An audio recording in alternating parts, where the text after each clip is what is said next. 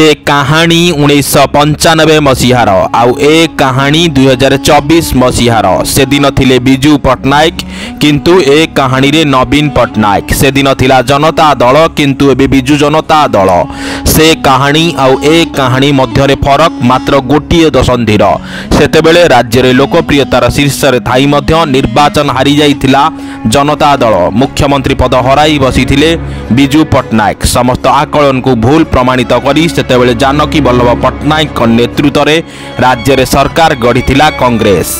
सेतेबेले 1990 मसीहारे 123 आसन जीतिथिबा जनता दल किंतु 1995 रे मात्र 46 टी आसन जीतिथिला। से समय रे ए पराजय पई दलीय अंतर्घाती कार्य को मुख्यतः दायी करा जायथिला। फेरिबा ए कहानी को 2019 मसीहारे 112 टी आसन जीतिथिबा बिजू जनता दल किंतु 2024 मसीहारे 51 टी आसन जीति सरकार गठन करिबारु वंचित होईछि। लोकप्रियतार शीर्ष रे थाई मध्य नवीन निर्वाचन हारी जाइछन्ति।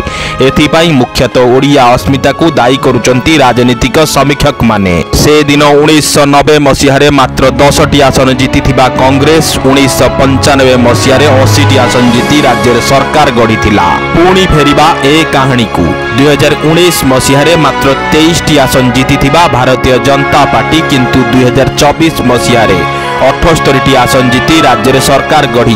आमर यही उपस्थापन टी भल लगी भिडियोटी की लाइक करंतु और सांग साथी माननकु भिडियोटी को शेयर करंतु।